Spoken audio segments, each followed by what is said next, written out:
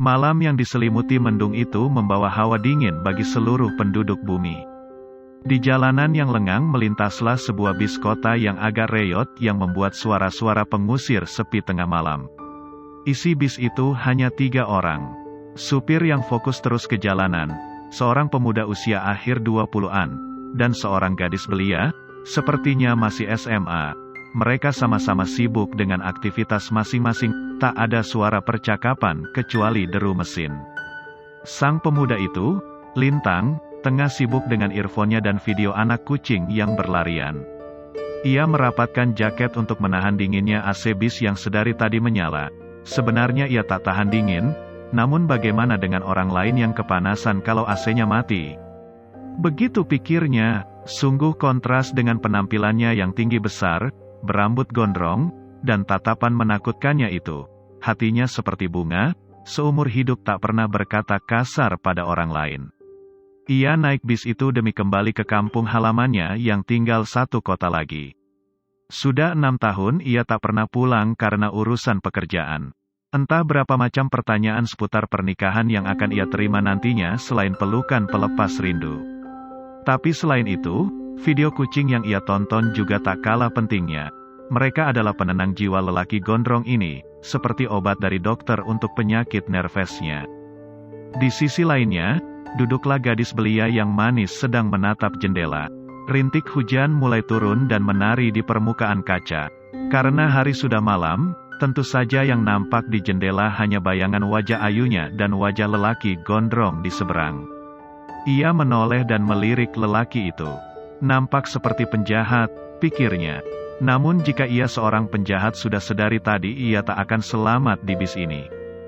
Bukan, gadis itu menggeser pantatnya dan mengintip apa yang sedang dilihat lelaki gondrong itu.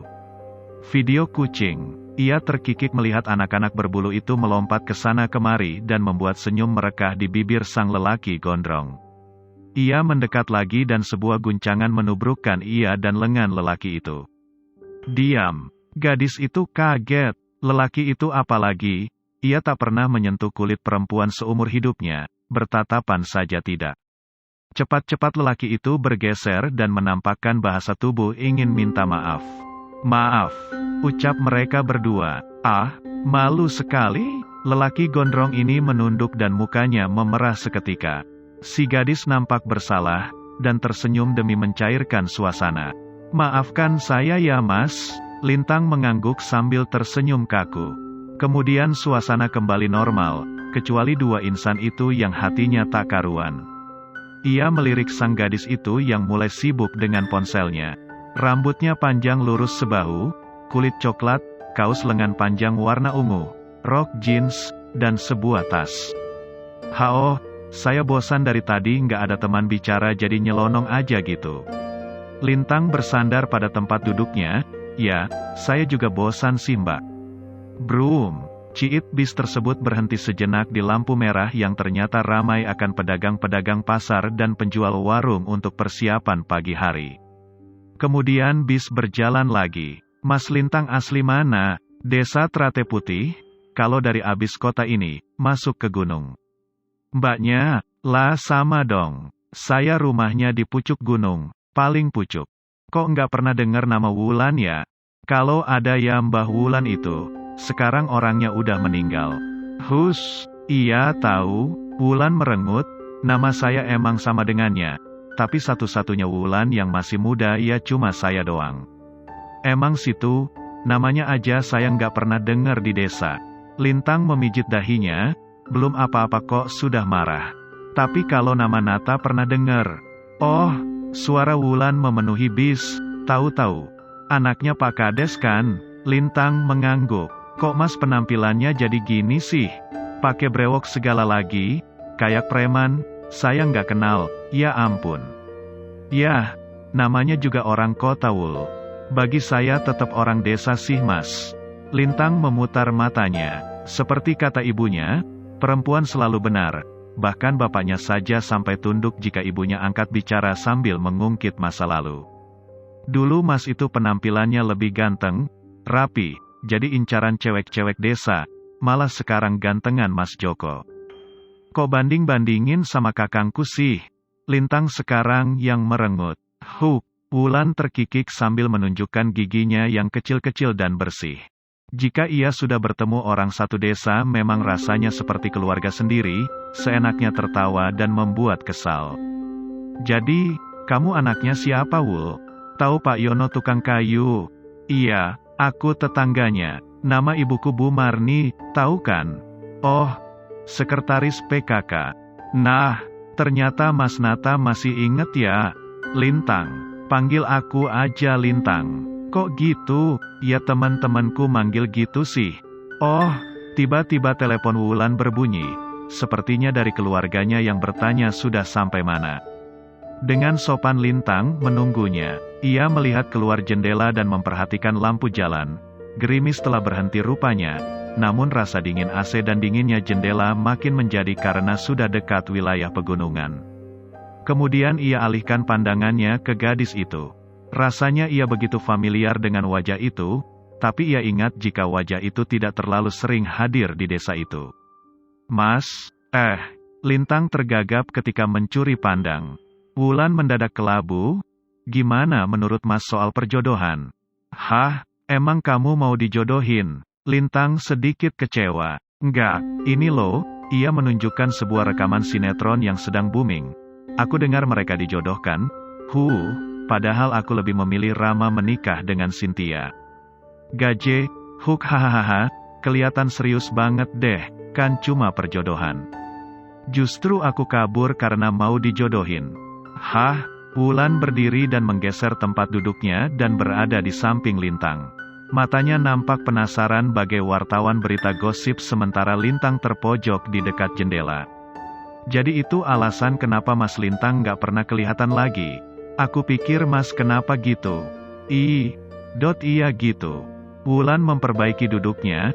Bukannya kepo nih Mas. Aku kepengen tahu kenapa Mas menolak perjodohan itu. Ya itu kepo namanya. Terus kalau Mas kabur, ngapain aja di kota orang? Ya kuliah, kerja, cari kesibukan lain.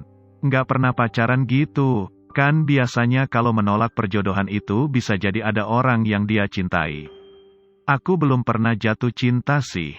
Jatuh dari tangga iya. Terus Mas itu doyan sama wong lanang juga. Lambene dijaga ya, masih suka sama cewek lah. Ini kamu deketin gini aku keringat dingin loh.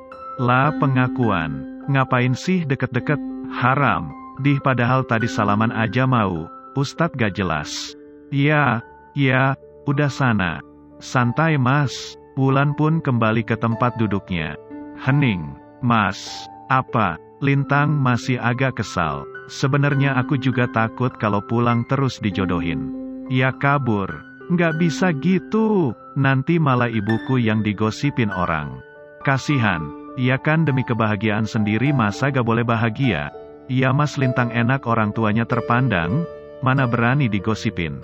Wes, malah bahas privilege. Iya bener dong. Malahan setelah Mas pergi jangankan menghujat keluarga Mas. Orang-orang aja pada bilang kalau Mas itu simbol cinta sejati yang menolak perjodohan. Hah? Julukan macam apa itu? Iya pokoknya gitu. Coba kalau aku yang kabur. Pasti dicap anak durhaka. Ibunya digosipin sampai pindah rumah. Itu kan kalau kamu dijodohin. Overthinking sih. Ya gara-gara bahas perjodohan. Yang bahas siapa? Wulan. Lintang tersenyum jahil dan mengacak rambut Wulan. Intinya sih Wul, aku kabur itu bukan karena aku dapat curhatan dari dia kalau dia itu sudah punya orang yang dicintai. Sedangkan aku aja cinta dia enggak. Aku juga enggak mau nikah muda. Jadinya ya kabur. Lah bukannya enak gitu? Kalau celap-celup ya jajan aja bisa. Jajan? Iya jajan. Aku bahas nikah kok Mas bahas jajan. Ada-ada aja. Nanti aku beliin di pasar jajannya. Lintang terdiam sebentar kemudian menepuk dahinya.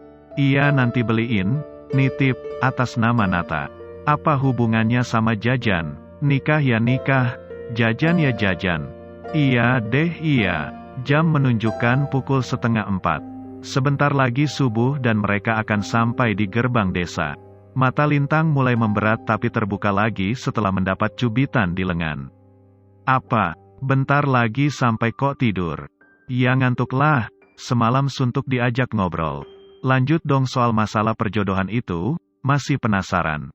Lintang mendelik seketika, awas nanti kamu kulamar kalau sampai ngelanjutin obrolan tadi. Aku gak mau sama Mas Joko aja. Mas Joko udah nikah, jadi istri kedua, aku cukur jadi ganteng awas ya. Ih, serius amat. Wulan cemberut 5 cm. Umurmu berapa? Nggak sopan nanya umur. Umurnya berapa tante? 20. Lah cukup dong kalau kulamar. Kamu 20 aku 28. Hilih, kin asteris il. Mulutnya, Lintang menyentil bibir Wulan. Iya, bercanda kan tadi? Bercanda nggak ya, Mas? Ahahaha. Bis melaju melalui jalan lika-liku di pegunungan. Suara azan mulai terdengar di ujung sana. Bis berhenti di gerbang desa dan menurunkan 2 orang ini. Bapak dan Ibu Lintang serta kakak Wulan telah menunggu di depan gerbang. Sebelum turun mereka mengambil barang mereka sembari mengobrol sedikit-sedikit. Duluan ya Mas Lintang, Pak Kades, Bu Bidan. Wulan pun berlalu menaiki motor bersama kakak lelakinya.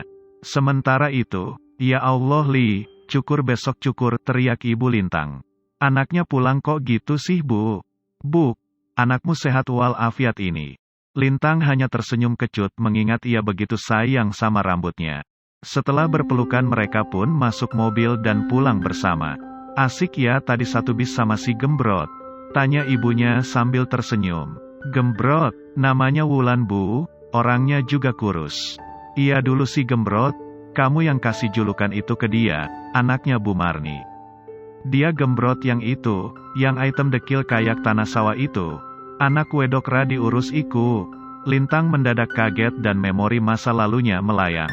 Sekarang anaknya cantik loh, bapak mau jodohin. Pakek, Lintang merengut. Iya kalau kamu cinta, hehe. Sambung bapak, nikah ya Le, kata ibu. Aku minggat lagi loh. Ya ampun bercanda, kata ibu. Tadi panggil kamu pakai nama yang spesial loh. Lintang, cuma Mas Joko lo yang panggil kamu begitu. Ada apa ini Le? Bapak makin menggoda Lintang. Pak aku balik ke kota aja. Hehehe, udah sholat dulu yuk. Tuh ada si Wulan juga, imamin sekalian. Kata bapak, mungkinkah karma? Mungkin. Mobil berhenti di pekarangan musola dan seluruh penumpang turun untuk mengambil wudhu. Lintang berjalan menuju tempat wudhu dan berpapasan dengan Wulan lagi. Mata mereka bertemu, namun kini Lintang yang malu karena ia pernah mengatai gadis manis ini Gembrot dekil. Wulan tersenyum dan berjalan melaluinya. Wul, iya, hai lagi, huk, udahlah, sholat dulu, nanti kita sambung yang tadi. Nggak gitu maksudnya. Oh, jadi aku yang harus ngelamar duluan gitu, tanya Wulan sengaja dikeraskan. Gue tandai lu ya, kata Lintang dengan nada kekotaan lalu keburu kabur ke tempat wudhu karena malu, meninggalkan Wulan yang tertawa. Wulan lalu berjalan masuk ke musola. Beberapa menit kemudian sholat subuh dilaksanakan. Hari mulai pagi, cahaya matahari menyinari bumi. Semua orang kembali ke rumah masing-masing kecuali para petani dan orang-orang yang bekerja di pagi hari, tak lupa para anak sekolah yang lalu lalang di jalanan. Sembari menikmati pemandangan desa di atas motor kakaknya, Wulan mengingat-ingat sebuah peristiwa antara dia dan Mas Nata, alias Mas Lintang, karena maunya dipanggil begitu. Beberapa tahun sebelum Lintang pergi dari desa, dasar Gembrot, teriak Lintang. Sambil merengut Wulan berteriak, hei kalau aku cantik nanti Mas Nata yang jadi suamiku. Karma selalu berlaku, mana mungkin kamu jadi cantik Brot. Nggak bisa, awas ya, kembali ke masa sekarang di atas motor. Ia sudah sampai di rumahnya, ibunya menyambut gembira dan mereka masuk ke dalam. Wulan menaruh barang di kamar, dan duduk di pinggir kasur sambil melihat sebuah foto seorang Lintang ketika masih belum gondrong. Ia tersenyum sambil memandangi cinta pertamanya itu. Dalam hati ia berkata, Mas Nata atau kupanggil Mas Lintang, kamu kena karma, sekarang nikahin aku. Tamat.